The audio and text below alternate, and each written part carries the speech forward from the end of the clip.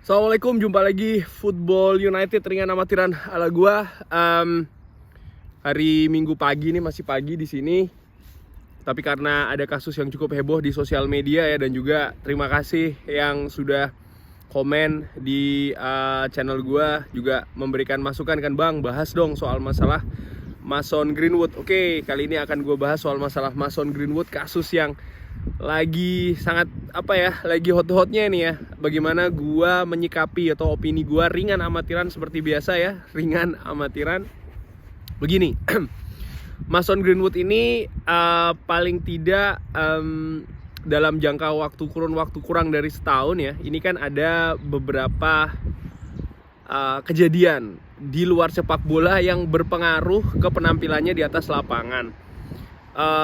Salah satunya adalah dipulangkan timnas pada saat itu kan karena melanggar protokol COVID bersama dengan salah satu pemain timnas lain yang dua-duanya akhirnya dipulangkan oleh Gareth Southgate. Lalu ada problem tertangkap kamera karena menghirup gas tawa ya kan. Hal-hal yang against ya di luar sepak bola, tapi menurut gua berpengaruh ke penampilan di atas lapangan. Nah, menurut gua kasus kali ini itu pukulan yang cukup besar. Sekali lagi, memang gua tidak mau mengomentari soal masalah kekerasan yang dilakukan ya. Menurut gua kekerasan apapun itu yang melanggar aturan atau hukum itu salah. Apapun itu salah. Yang melanggar hukum ya, kekerasan melanggar hukum atau ya kekerasan secara general itu menurut gua salah. Nah, apa yang dilakukan Mason Greenwood ini kan belum bisa terkonfirmasi, proven unproven. Ini masih menjadi tanda tanya apakah betul, karena tentu saja motifnya akan sangat banyak banget ya, akan banyak sekali lah motifnya. Tapi menurut gua ini akan masuk ke ranahnya polisi untuk melakukan penyelidikan pastinya ya. Ini akan sampai ke sana. Dan nanti biarkanlah proses polisi itu yang akan membuktikan apakah betul dia yang melakukan ataupun tidak. Cuman menurut gue begini, dengan digulirkannya kasus ini ya, pastinya nanti juga pasti akan sampai ke polisi, kemungkinan besar nih, ringan amatiran ala gue.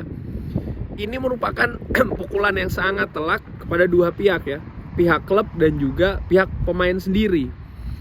Karena setelah ini atau pada saat ini saja sudah bisa dilihat media seluruh dunia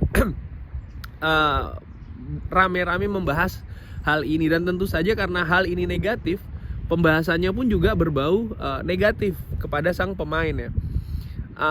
Belum lagi juga di sosial media yang pastinya akan sangat mendiskreditkan, karena yang dilakukan sekali lagi ini hal yang sangat buruk sekali, sekalipun belum terbukti, dan menurut gue ini nanti akan bergulir ke polisi untuk melakukan pembuktiannya. Nah, proses ini semua ya, dari media, sosial media, penyelidikan polisi ya kan, ini akan memakan konsentrasi dan juga fokus terhadap sang pemain itu sendiri. Ini sudah menurut gue sudah hampir pasti akan terjadi.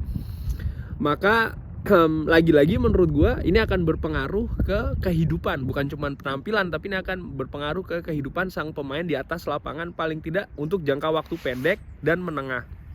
Karena begini, kalau seandainya nanti sudah bergulir ke polisi, bukan tidak mungkin ada kemungkinan akan bergulir lagi ke pengadilan ya. Dan menurut gue proses ini semua akan memakan waktu, energi, fokus, tenaga bagi sang pemain sendiri ya untuk menghadapi hal ini ya.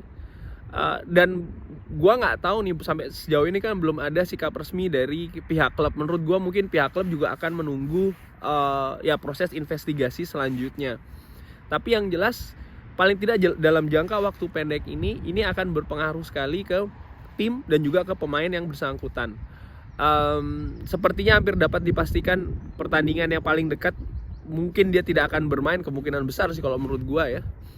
Dan ini merupakan pukulan telak juga kejadian ini ya bagi skuad Ralf Rangnick ya kan, dimana ini kan paling tidak kalau Mason Greenwood tidak bermain dulu atau diparkir dulu ya, tidak tahu dalam jangka waktu seberapa lama,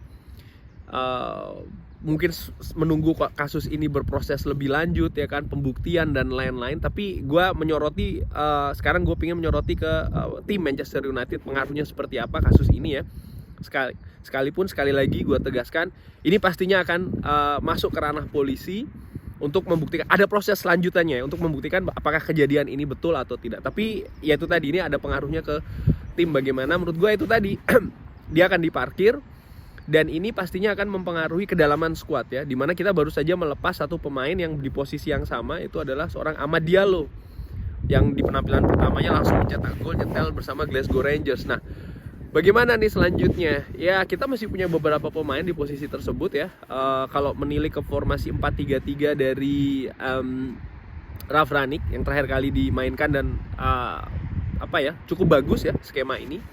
Kita masih ada Jadon Sancho di sana. Kita masih ada Jesse Lingard.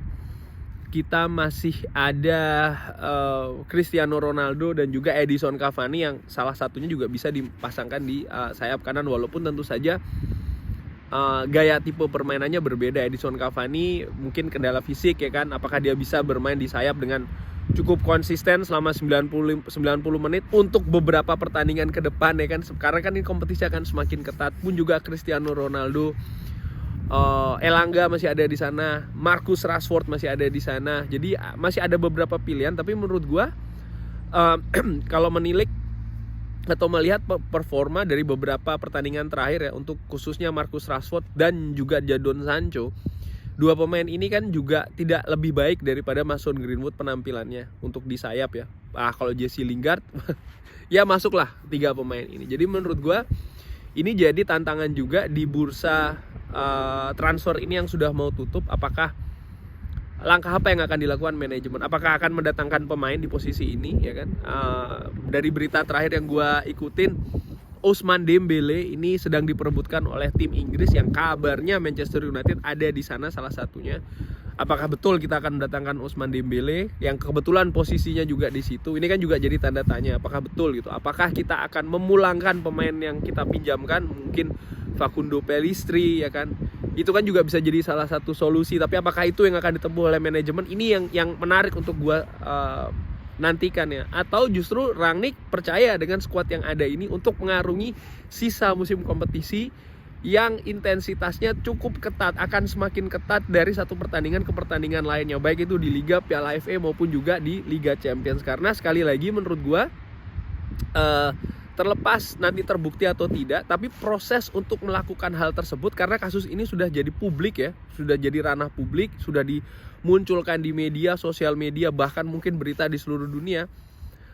Sekali lagi, terlepas ini terbukti atau tidak terbukti, ini akan apa ya, sudah jadi sesuatu yang buruk bagi sang pemain itu sendiri ya. Image-nya sudah buruk, dan fokus, konsentrasi segala macam ini sudah, menurut gua akan terkena imbasnya di sana. Jadi again, kemungkinan besar akan diparkir oleh Ralf Rangnick.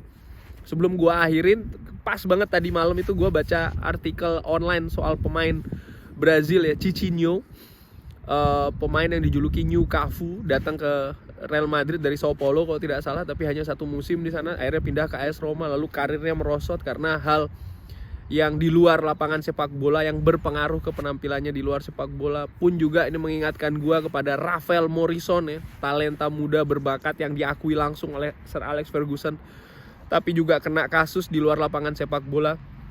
Kalau tidak salah satu kasusnya yang terbesar adalah pemukulan juga ya. Pemukulan juga, dan itu sampai ke pengadilan, walaupun akhirnya di pengadilan ini terbukti tidak bersalah, tapi karir dari Rafael Morrison ini sudah sedemikian merosotnya. Sempat bermain di Belanda juga, di ADO Den Haag, sangat jauh dari dari label pemain yang dulu sempat dijuluki pemain bertalenta, karena memang kena banget ya. Sekarang bermain di Derby County, pelan-pelan ini Wayne Rooney menata dia lagi. Di beberapa pertandingan dia sempat bermain bagus, tapi maksud gue begini, ini akan cukup berat bagi klub dan juga bagi sang pemain ya. Dan sekali lagi gue gue berpendapat ya, sampai dengan ini terbukti, maka biarkanlah proses ini berjalan. Tapi yang jelas dengan adanya hal ini saja, konsentrasi itu tadi yang gue bilang, konsentrasi, fokus dan lain-lain ini akan tertuju ke sana semua. Dan gue yakin staf kepelatihan Ralf Rangnick tidak gue prediksi sih ya, ini langsung aja gue prediksi dengan amatnya tidak akan mengambil resiko dengan memainkan dia di atas lapangan, karena tentu saja ini sudah bergulir sedemikian derasnya. Kalau dia bermain di stadion di mana banyak orang, gue nggak bisa membayangkan kejadian yang akan terjadi kalau dia tuh jangankan dia main ya, dia ada di bangku cadangan aja, menurut gue akan dihindari oleh staf kepelatihan Ralf Rangnick. Gue akan sangat terkejut kalau Rangnick masih berani, artinya memanggil dia. Kemungkinan besar banget akan parkir dulu. Dan itu tadi, gue menanti bagaimana langkah selanjutnya dari manajemen Manchester United dalam dua hal ya. Satu, menanggapi secara khusus kasus ini. Nomor dua adalah itu tadi, langkah selanjutnya, apakah kita akan mengambil pemain lain, apakah kita akan memanggil pemain pinjaman kita pulang, atau kita akan tetap dengan skuad yang ada seadanya ini. Ya ini menarik sih menurut gue. Bagaimana pendapat teman-teman?